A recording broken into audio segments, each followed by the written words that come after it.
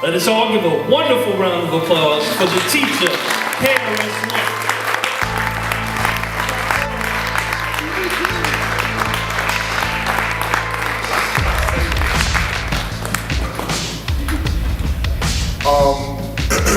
Let's get right to the point. And I'm struggling with my voice because the more I use it, the better it gets. I screamed and yelled yesterday, and obviously my voice is a little raspy.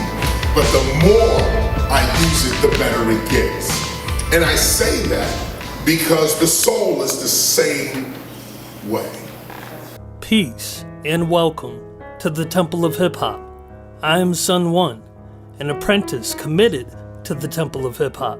And this presentation is produced to give you some information regarding the Temple of Hip Hop, its function, and its history. These missions that we do, this mission that we're on, has been happening for the last 30 years. What you're sitting in is a long-standing tradition with hip hop. And this is the purpose for what we call the Temple of Hip Hop. We started in 1996, really before that, but the term Temple of Hip Hop didn't come to us until 1996. Like I said before, for 30 years, hip hop has been meeting like this and discussing itself. We're not looking to make $1 million, we're looking to have a presence. Where people know that there's a legitimate force out there that is ran by legitimate people about this culture. If you have questions about the culture and you want legitimate answers, not yo man, you know what I'm saying, but legitimate answers that you can go and print somewhere in a college journal about a culture, you need to come see the Temple of Hip Hop. The Temple of Hip Hop is a hip hop preservation society which functions as an authentic hip hop ministry. We preach the attainment of peace, love, unity, and safely having fun through the mastery of breaking, MCing, graffiti art, and DJing. What's up? How y'all doing? Yeah, now look, if y'all ain't hyped yet, you will be hyped before you leave here tonight. Because tonight we're going to establish the authority of hip-hop culture. The mission began with the launch of the Stop the Violence movement in 1989, and then with Human Education Against Lies, HEAL, in 1991. In 1994, KRS-One declared, "I am hip-hop," and began to inspire the global hip-hop community to see itself beyond music entertainment. During this time, KRS-One would unify the essence of the hip-hop community around the development of hip-hop as a global culture, and how such a culture could be preserved and passed on to future generations. Others at the time had brought up the idea of rappers forming a union capable of providing health care and legal defense for rappers and DJs. But it was KRS-One that introduced the idea of hip-hop being an international culture of peace and prosperity for all those practicing hip-hop's cultural elements. But the theme of unifying hip-hop as a culture, unifying artists, and having them organized in a fashion where they can control their political power, control their economic power, their creative power, etc., etc. It was KRS-One that put the K in hip-hop's culture and actually did the work to unify hip-hop into a global community beyond entertainment. But such ideas would be met with fierce opposition and sabotage. Prominent hip-hop pioneers, journalists, professors, and artists alike refused to accept the idea of hip-hop becoming a legitimate global culture. They argued for its continued existence as a music genre, hip-hop. When KRS-One first stated, "I am hip-hop," his critics thought that he was speaking only of himself, that he alone was hip-hop. But what our teacher was saying was that not only did he realize that he was hip-hop itself, but that anyone participating in hip-hop was also hip-hop itself. But someone else would say, yes, I am hip-hop. Now the two of us are united. I'm hip-hop, this person's hip-hop. Class don't matter. Gender don't matter. Race don't matter. Religion don't matter. Hip-hop is above all of that. You can be whatever you want to be. All we want to know is, can you break? Can you MC? Can you DJ? Can you do grab? Can you beatbox? What is your culture? What is the content of your character? Through his songs, books, and lectures, over a 30-year period, KRS-One taught the hip-hop community about itself and made it cool to be intelligent. This is why he is hip-hop's official teacher.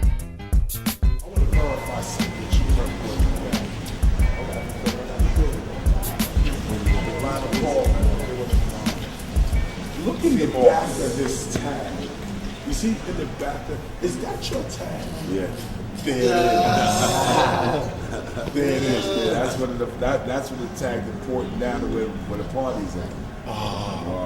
The tag was pointing with a part. That was the direction. Whoa, that's crazy. Yeah, you come this far, this is keep on coming down the step to the valley. Right. Down to you're going out to the water. Right.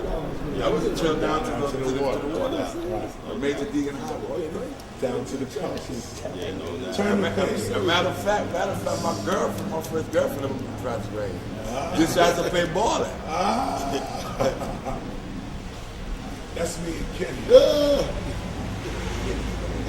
72. You see the trail coming down? Yeah. With the inner steps there. All right. Okay. Back, taking it back. Now this park right here used to stay filthy. You see all this right here? Only time the kids, anybody know, anytime, let's say, man, this is it. When the park is clean, Herc is coming down. I said, you want me to come out and play? Y'all gotta clean the park up. See, yeah. A whole lot of dirt to cover down here, man. It's not like that, man. Whoa. See, he was there.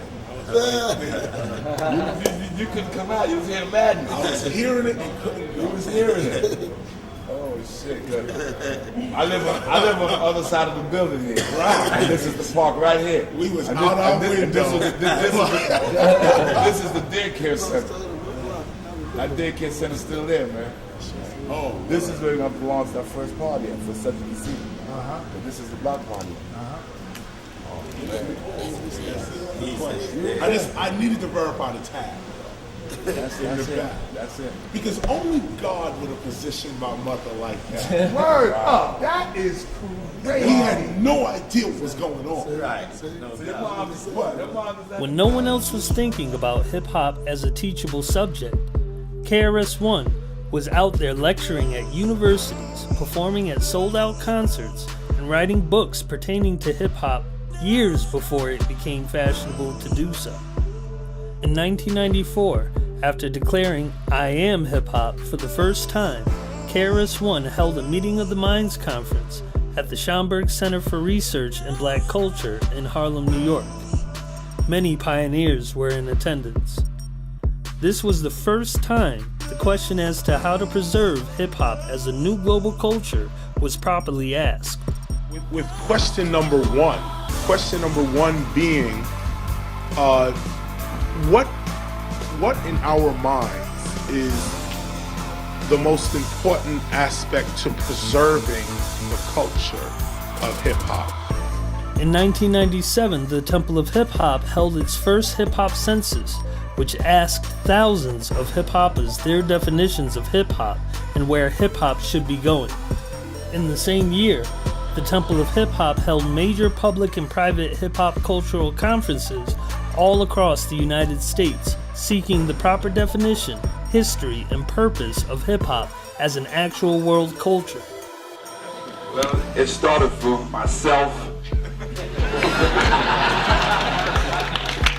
I was the first. Hip-hop to me right now is like it's on the course of a relay. I was the first guy who started off with the baton. You know, I started off like that, and the origin, West Indian background. I was born in the West Indies, from Jamaica, Kingston, Jamaica. Led by KRS-One, the Temple of Hip Hop continued to produce many of these kinds of meetings and lectures, ultimately establishing Hip Hop Appreciation Week every third week in May in 1998. and then going on to declare hip-hop a legitimate world culture of peace and prosperity May 16, 2001 at the United Nations headquarters in New York. This gathering at the delegates' dining room revealed the Hip-Hop Declaration of Peace. Wherever the elements, culture, and expressions of hip-hop and the term hip-hop manifests, this hip-hop Declaration of Peace shall govern its use and interpretation. Hip-hop respects the dignity and sanctity of life without discrimination or prejudice. Hip-hop culture demands that hip-hoppers work to eliminate poverty, speak out against injustices, and to shape a more caring society and a more peaceful world. Hip-hop does not participate in any form of hate at any time. Those who are not hip-hop are prohibited from explaining or interpreting hip-hop to others. Hip-hop respects the laws and agreements of its culture, its country, and those it does business with. Hip-hop is the name of our collective consciousness. As a conscious way of life, we recognize our influence on society, especially on children, and we forever shall keep the welfare of both in mind. This groundbreaking document is the only legally established, NGO-recognized agreement in the world regarding the existence of hip-hop as a legitimate global culture of peace and prosperity. It was at this historic gathering of serious scholars, UN delegates, artists, hip-hop pioneers, and journalists that the Hip-Hop Declaration of Peace was established by hip-hop for hip-hop, with the ceremonial acknowledgement of the United Nations Educational, Scientific, and Cultural Organization, UNESCO. As KRS-One stated at the signing of the Hip-Hop Declaration of Peace, quote, "Now that we exist, there will never not be a time where we shall not exist. Even if hip-hop stops tomorrow, it will always be remembered. Its influences shall remain entrenched in the very fabric of the societies in which it existed. Our existence as a temple for hip-hop brings balance to hip-hop in world history. Knowing that hip-hop is the name of our social group in world history, it becomes obvious then that no one is going to intentionally protect, promote, and preserve hip-hop for the sake of hip-hop. This we are going to have to do for ourselves, and this is what it means to be hip-hop," end quote. Before we get to the elements, the artistic elements, before we get to the performances, you gotta ask yourself, what caused us to do that? Not the rapping, yo. What makes a person want to even do that? Well, what makes you even think that you could touch the turntable and manipulate it in such a way that it's now at the level of a guitar or a violin or a horn?